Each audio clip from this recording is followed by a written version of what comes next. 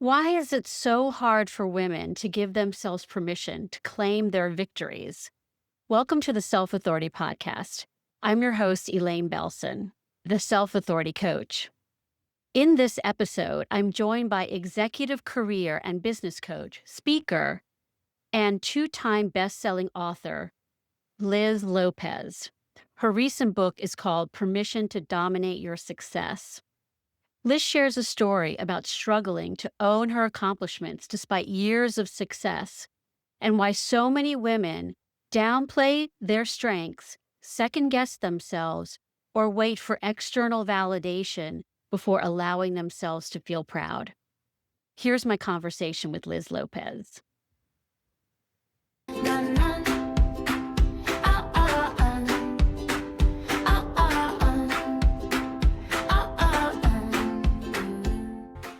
Welcome, Liz. Thank you so much, Elaine. It's a pleasure to be here. And you had a story that you wanted to share with us. You and I have had some conversations about my new book, Permission to Dominate Your Success. And we were talking about the inception and how this all came about. And it started back in 2018. By then, I had already been coaching for about 11 years. And at that time, I had a group of female executives I was coaching. And one of them in particular had been a chief information officer for quite some time, right? High level, the highest level of invitee in her company, and was thinking that it was time for her to make her next move. So we were developing her brand, working on her resume. And I noticed that when I did her assessment and she sent me information about her achievements, buried way down was a small little line about how she had spearheaded a project that this technology enabled the organization to generate 1.5 million in new revenue. That's big. She didn't want it on her resume. So I had to dig at this very gently, trying to figure this out. And Right. it turns out the bottom line is that whenever it came to anything related to revenue, she had been told, that's not yours, your technology, stay in your lane. So there became a process of taking out these splinters of programming. Because here are these women who are leading multi-million, billion-dollar companies, and they're very concerned about, I don't want to feel like I'm bragging, or I don't want to feel like I'm saying too much, or maybe that's not really something I can claim. And yet, that became an important part of her career history, of her interview stories that led on to an incredible career with massive growth. But that hesitancy was the inspiration for the book and the 7 Permissions of Success, because so often women are conditioned to not claim their victories, and certainly stay small, don't claim your authority, and certainly don't claim your power of who you are and what you can do. So, what did you do? How did you help her with that? Well, the first one was just acknowledging for her that this was okay, that other leaders were claiming these kinds of victories, that when you make a contribution that directly impacts revenue in your company, it's okay to talk about that. And giving her examples of others who were doing this and guiding her, Elaine, because ultimately she had to give herself permission to have those conversations in her career journey. So it was getting her to acknowledge that she had that right, that she had that permission to claim those victories, to speak of herself powerfully, even beyond any limitations anyone else put upon her. Talk about this in your book a lot. Where do you think that comes from? That hesitancy to claim your victories? I think it comes from a lot of different places, right? There's a lot of conditioning and limitations that happens both at home and in the workplace, where there's just a lot of messaging about how women should behave, about what is appropriate for women to say about themselves, the whole humility card, and share the praise with others. And while there's room for all of that, I think a lot of that gets internalized to where women are so overly cautious about, I don't want to upset anybody. I don't want to say anything I shouldn't. I don't want to get in trouble. And it just sometimes without us realizing, it becomes these little splinters that shape us. Splinters, as you point out in your book, are those different barriers that women run into, and you talk about how to overcome those barriers with your 7 permissions. I think that women are very relationship oriented, and I know that some of that is culturally enforced, but I do think that women have more empathy, and sometimes that gets in their way, right? I agree. There's certainly a lot of you don't want to rock the boat, you don't want to hurt anybody's feelings, you don't want to Mhm. upset anyone. But I'll go a step beyond that, Elaine, to say that women certainly are conditioned much more, I think, than their male counterparts to seek external approval. So anything that is perceived that might be disapproved, that may result in somebody distancing themselves or having a negative remark, there tends to be an enormous amount of caution, right? That becomes a self-imposed barrier that can be suffocating and certainly impact a lot of women in their careers as well as in their businesses. And you talk about women not promoting themselves, but it's not just about promoting themselves or advocating for themselves, but it's also how they treat themselves, right? And that's one of the things that I find is that women resort to the certain way of talking to themselves that I think is a way of managing some of their fears. And you talk about fear of failure. And I talk about fear of failure and fear of rejection. What I think happens is that they are afraid if they stop being hard on themselves, that somehow they will fall flat on their face or they'll surely be rejected. There's that fear of giving that up. And I know you talk about that too. I can tell you personally, when I was in my early 20s, I had this phrase that I was so proud of at the time, and thankfully got over. But I used to say, I'm not going to do something if I don't think I'm going to be good at it. Right. And that is an experience stealer, right? That's an adventure squasher.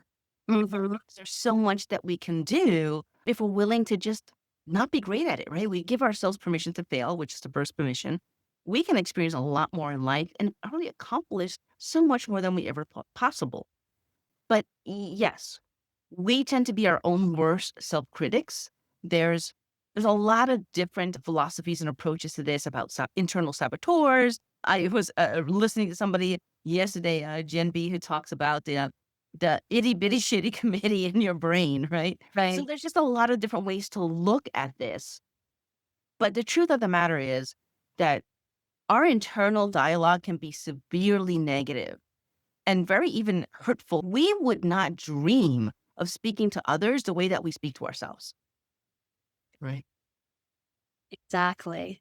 It's amazing how much I can relate to this book and some of our stuff overlaps because I talk about being your own best friend, and that's what you're talking about, right? Yeah. Is Oh, we can be really brutal to ourselves. Yes, we right. would the way that we would champion others, we're so good at that sometimes, or we can be Mhm. amazing. Somebody else needs us, we're there. Sometimes to our own self-detriment, right? We overextend. That's right. But we are not necessarily as caring, as gentle, as encouraging, and as motivating to ourselves as we are to others. We tend to go by flogging ourselves, right? Like, do more, you could have done that better, you could have said that better. Why did you say that like that? Oh, you shouldn't have spoken up in that meeting, or you didn't speak up enough in that meeting. And why? Oh gosh, like the Yeah. internal narrative of how we self-question ourselves every day can get to be exhausting. Like, Right. it's a miracle we get up every day, the way that we Yeah. take beatings. So, what is it that you tell women to kind of counter that negative messaging? Because I know you have a lot of really good tips in your book, strategies. So the way the book is organized is that every chapter is a permission to give to ourselves, right? We're not looking for external. You don't even need my permission, right? This is about encouraging you to give yourself your permission. And every chapter has certain exercises. And I want to be really clear that in the coaching that I do, certainly I'm very upfront. I'm very confrontational, right? Like I'm going to hit you with truth in a very caring way, but I'm not going to sugarcoat things per se. There's definitely a lot of reality checks, but ultimately, it's not about how I'm going to tell them what to do. It's about bringing my clients through a path of self realization. And the truth is that it's a lot of this stuff, Elaine, there's a voices in the back of our head that we've had for some time, right? We know we're capable of more. We know we should be standing up for ourselves a little bit more. We know we should be setting boundaries. We know we need to be asking for help. We know that there's things that maybe we should be walking away from. Right. Exactly. So the Exactly. environment that I provide is just a safe place for women and wonderful men to come in, whatever your gender identity is. I don't care. Come to the table, right? Mhm. Whatever space you need to be able to acknowledge to yourself which of these permissions are most relevant and where you want to take action first. So it's giving yourself the space and the time to do it in a supportive environment where you have structure and you have guidance and you certainly have somebody championing you. What you said about the giving permission doesn't come from someone else. It comes from yourself because that's what self-authority is all about. It's about looking inward and making decisions and trusting yourself and setting boundaries based on your own values, your own perceptions, your own feelings. And when you talked about how we already know, I hear that all the time from women. It's almost like they contradict themselves. They'll complain on the one hand about a job situation, or it could be a relationship.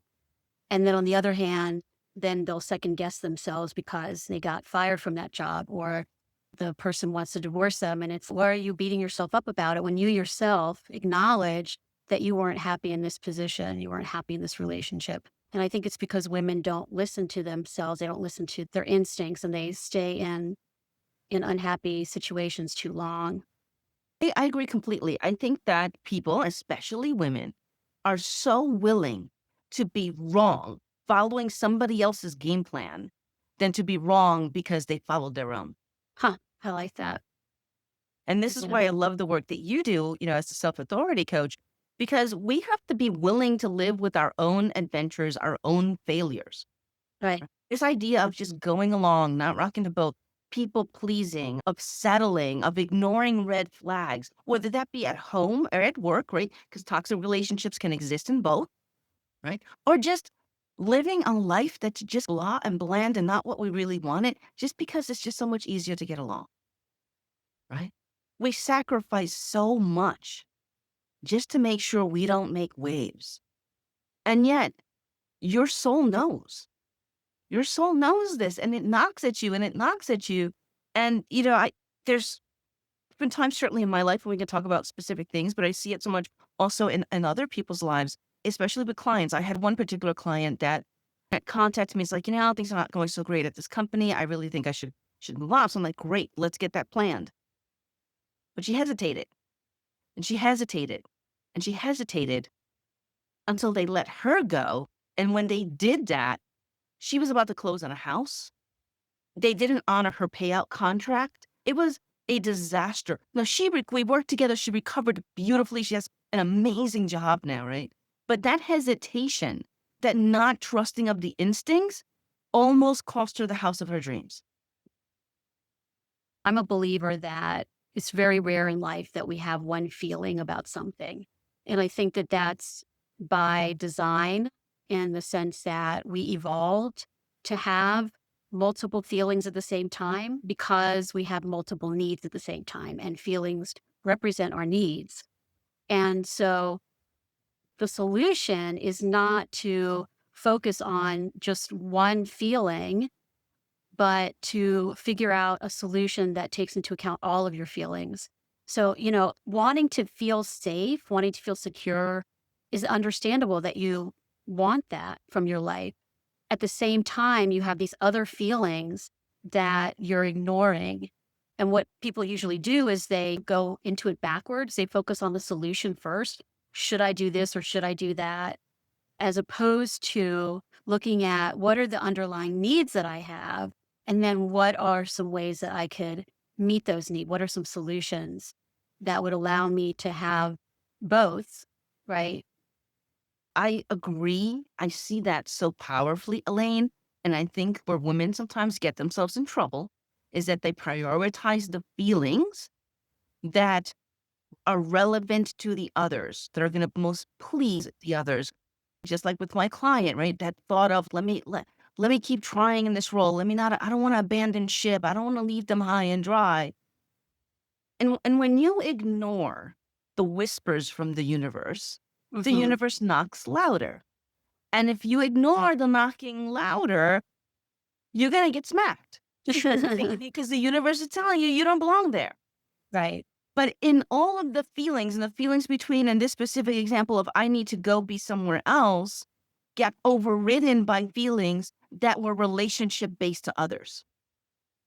And women often will sacrifice what they know is right for their own well-being just to make peace, or to not feel like they might be betraying others or letting others down, or just whatever perception they may have that they're going to lose approval Right. by following what they know is right for themselves. Right. Right. I think that approval is about more than just not wanting to undermine your relationships or hurt somebody's feelings, but it's like, what does that say about me as a person, right? If that It's identity person, based. yeah, it's identity based, exactly. And you touched on something else, basically not being afraid of failure. And that is so important. Part of learning to trust yourself is you have to get outside your comfort zone, and learning that when I do get outside my comfort zone, one of two things is going to happen. I'm either going to succeed, or something unexpected is going to happen and I'm going to have to adapt. And that's the way I like to look at it, is it's not about failure. It's about either succeeding or adapting. And so this whole idea about giving yourself permission to fail is so important, because that's the way you learn to trust yourself.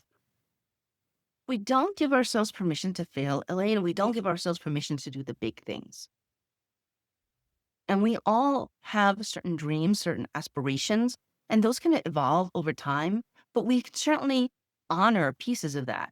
I share in the book the story of a woman who, when she was younger, was a competitive ice skater. And she thought that was going to be her life. But then, she met a guy, they got married, she had kids, and she abandoned. Now she's in my workshop, my Permission to Dominate Your Success workshop, and she's in her 50s. And we're talking about how sometimes we can honor our dreams in a way that's different than how we originally imagined, right? Maybe it's not the Olympics, but maybe you can be involved in that sport.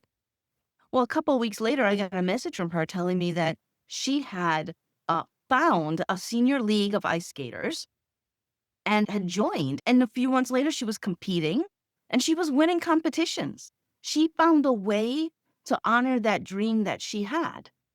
And that's so much what this is about, is we oftentimes think that, oh, well, I didn't do that, or I didn't get around to that, or life changed, or these are different. And look, sometimes there are things that we do need to walk away from. That's okay. But we get to explore these inner callings, these dreams, these ideas, these goals in ways that can bring us joy, even if that doesn't match our original concept of what that meant. Right? But we won't ever get to do that unless we're willing to take risk. Even if things don't go the way, I like to say, things didn't go the way that we wanted them to or expected them to, right? I call it embracing your mistakes or embracing your humanity, right? Which is forgiving yourself for being human, right? For everything that we do, it's either going to turn out the way we want or we're going to learn something, Exactly. right? 10,000 ways Exactly. to not make a bulb, but there's always a reason for the journeys that we go into. And if we're not willing to feel discomfort, then we're also not really willing to have adventures and to feel, ecstatic moments of achievement or joy or presence, right? We're limiting our emotional scope by trying to overprotect ourselves. Yeah. You tell a story in the beginning of your book about this chalkboard, or something along the lines of a chalkboard. Do you want to tell that story? It's a great story. Yes. So this was something that was done, and I quote it in the book. It was, gosh, I can't even think of the actor's name right now, but it was also involved with a university that did an experiment in Central Park. And they put out a board, giant chalkboard in Central Park in New York. And they left chalk there, and it said, "My biggest regret is." It was kind of a social, experiment to see what people would say. Now, Right. I'm watching this video, and my expectation and it turns out, the researchers as well, was that people were going to talk a lot about the things that they did that they felt bad about. I did this to somebody, or I did this thing and I really regret doing that. Over 80% of the regrets were the things people did not do. I didn't go for my dreams. I didn't go back to school. I didn't, follow the love of my life. I didn't walk away in time. Like all the regrets of things they did not do. And that hit me hard, right? Like to know that there's so many people out there carrying these unexpressed, these unrealized desires and dreams and motivations. And I mention it in my book because that's part of permission to fail, that a lot of times the reason they did not do that was out of fear. Your failure is innate. I think we all experience that. It's just how you cope with it. Yeah. You also have another story in the book that I really loved, and it was about this woman who she was a CEO. I may be using the wrong acronym, but she was an executive. And the thing that she was most excited about was planning the annual party for employees. Non-promotable work, the trap Yes. of non-promotable work. She was a very high level executive at a $1 billion financial institution. And every year, one of all the things that she did for this organization, she was an operational leader, did a lot. So I'm aiming to be gentle about this because, again, emotionally, this is really important to her. The way that I tackled this, that I asked her, how is your performance evaluated? She mentioned, well, we have a dashboard and we have these metrics. I'm like, great, let's talk about that. Is the annual party on your dashboard? Of course it was not, Right. right? So here's something she's been doing for years. She feels so proud of, and yet it wasn't even the part of what they considered success or not in her role. And that Mhm. was a big eye-opening moment for her. Right. And I see this so much. And I just want to say, look, I know there's some amazing event planning or professionals out there, right? I am so not great at event planning. It is an incredible talent. There is purpose in this work, right? It's important. But if your role is not event management, you have to be really careful about what you're taking on because disproportionately, women are the ones planning all the social outings for the organization. They're, for the team, the annual events, anything event related. It's typically the women on the team who are doing this, and then the gentlemen, right, of the team, they're getting more time and more energy, more resources to work on things that are measured in their performance. That that was what, yeah, a big takeaway from the book is that women are doing more non-promotable Mhm. tasks, and then that takes up energy too, Right. And they're and like, well, I time. want to prove that I'm part of the team and I want to be helpful. I'm like, you are not proving that you are strategic. You're not proving that you're contributing to the bottom line. You're not putting time and effort into the projects. Like you're diluting what you're able to do because you're planning the party. And it's fine to do it once or twice, but make sure that gets spread around. And I will say to people who are leaders listening to this, watch for this in your teams. Right? I get it. Like you always know you go to Roberta because Roberta's gonna do such a great job with it, right? And Rhonda's gonna take care of it, and Susie's gonna we're gonna have a great thing. When we give it to John, we're gonna end up at the Hooters, right? Like, but you have to spread it around. You have to be willing to for whoever may be to not do such a great job, right? You can't over rely on the same people and then dilute their time and energy that they have, because they're all competing for promotions. They're all competing for career development, and you're saddling these other, this one group with this extra work that doesn't really count for anything except everybody had a great time. Seen that in other situations, like, in organizations and on boards and things like that, where a lot of times the women pick up the majority of the work. So Oh you yeah. mentioned earlier about permission to walk away, right? And that's one of the chapters in your book. What do you mean by that? Permission to walk away. That's chapter 6. It's one of the later permissions, and Yes. personally, one of the ones that I have had some, really difficult moments around. Back in 2012, I had my business for a few years, And I was in a new relationship, with who is now my wife. And I thought, I need to like have more stable income. Like I'm going to I'm going to go back to corporate. And I got myself this really big job and, 3 admins, many zeros, great, fantastic. And a few months into this job, like I knew I was in trouble like the first week when I was moving into my big office and this guy, and they're like, "Where's your couch?" And I'm like, "What do you mean couch?" They're like, "Well, in case you have to spend the night." I'm like, "Oh, no, no, no, no, we're not doing that." Well, it turns out that that job that was supposed to be so work balance oriented, really, it was really hard to do if you didn't spend the night. So 6 months in, I knew like that was not going to be right for me. And I was struggling with this because, hey, I'm in this new relationship and I want to be a good provider. I took on this role. I don't want to disappoint. Like, I don't want to, like, everybody's just celebrating at this big old job. Now I'm going to tell them I'm walking away. But I was traveling. I had a personal trip to do. My brother was getting married. He was going to his wedding. I'm sitting in the Denver airport. Elaine and I am bawling because I am overwhelmed. I don't know how I'm going to keep doing this. I know deep in my soul that I will not be able to continue doing that job if I did not take medication. And I'm sitting there and I'm asking, I need a sign, I need a sign, I need a sign, I need a sign, please, I need a sign. And when I opened my eyes, there was a big sign across the gateway and it said a massage. And I thought, well, I don't have any peace of mind, but I've got money because I'm working this corporate job. I'm going to go get myself a massage. And I go in and, there's a bunch of like these young massage therapists there, spandex and stuff. And I'm like, I sign up for 30-minute chair massage, Elaine. And I sit down, waiting for them to call my name. I'm scrolling and I hear my name called and I look up. Elaine, everybody's gone.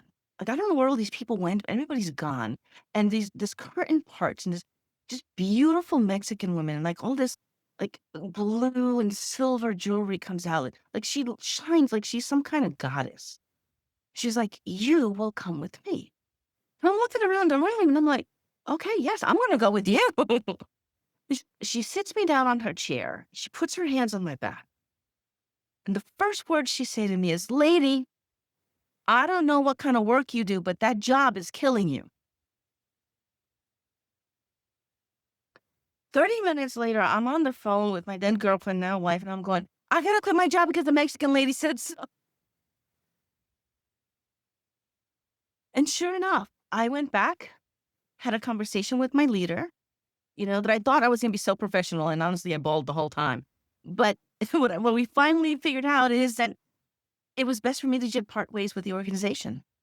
And I did. I did so peacefully. And it was transformational in my life. Like what it became my business after that has just been so exponentially bigger than anything it ever was before.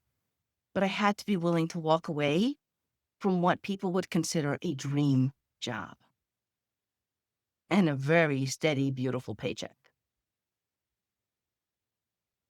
How do you help them with that, especially when a lot of times their career is also a big part of their identity?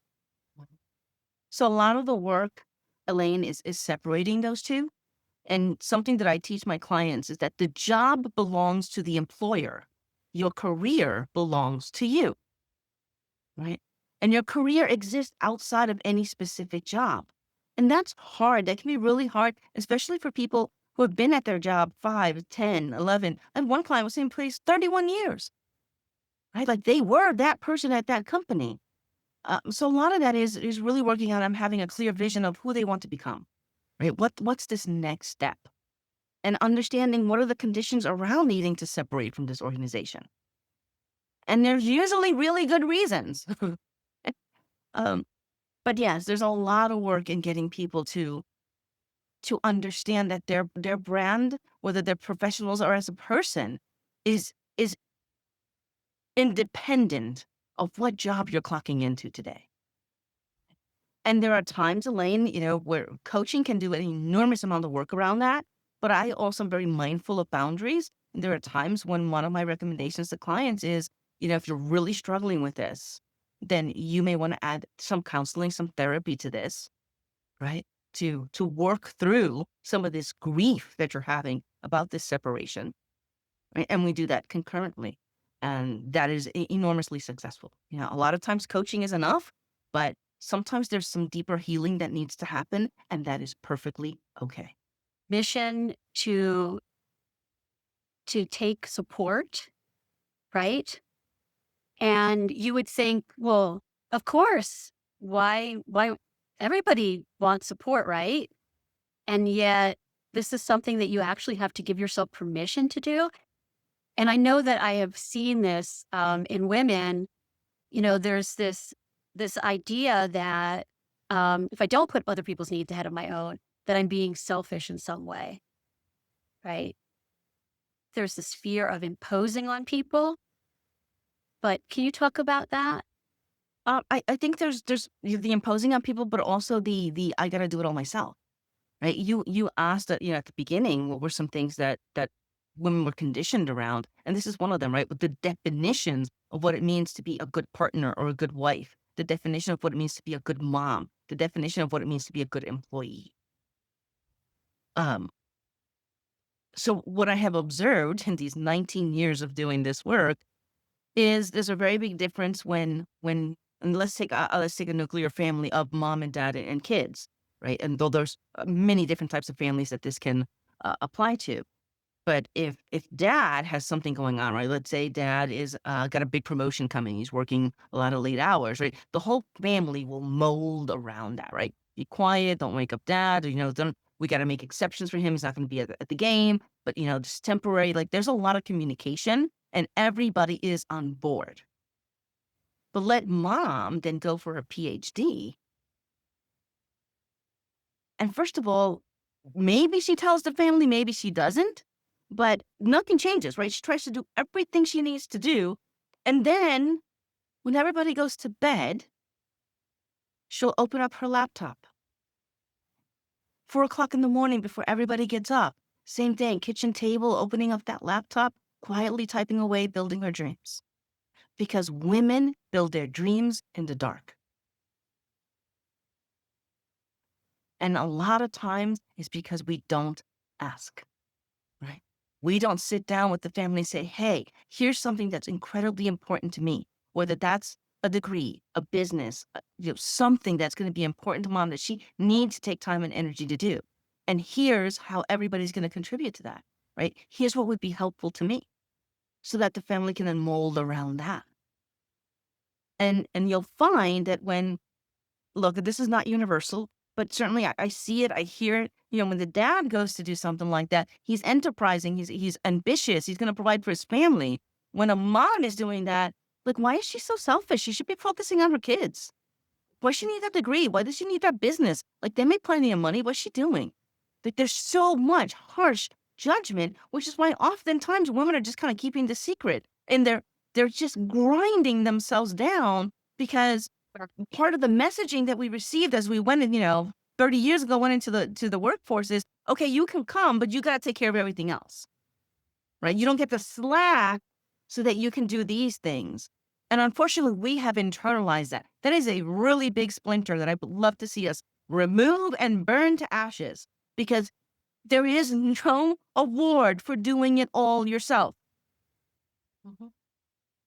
If there's any takeaway from this episode, it's the fact that women are undermining themselves. It's not just other people's reactions or cultural expectations or pressures, but it's the internalization of them that, Yes. that you talk about. Exactly. That's what the entire book is about. Yeah. And certainly there are things that we can be fighting outward, right? Right. But what I have found is that as I'm working with individuals, men and women, who are trying to accomplish something, whether that's in their lives, their businesses, their careers, no matter what the circumstances are externally, the really big barriers are the internal ones, right? So while I honor that there's incredible work to be done around all the isms and about all the cultural impositions, we could be doing so much more if we remove those internal barriers.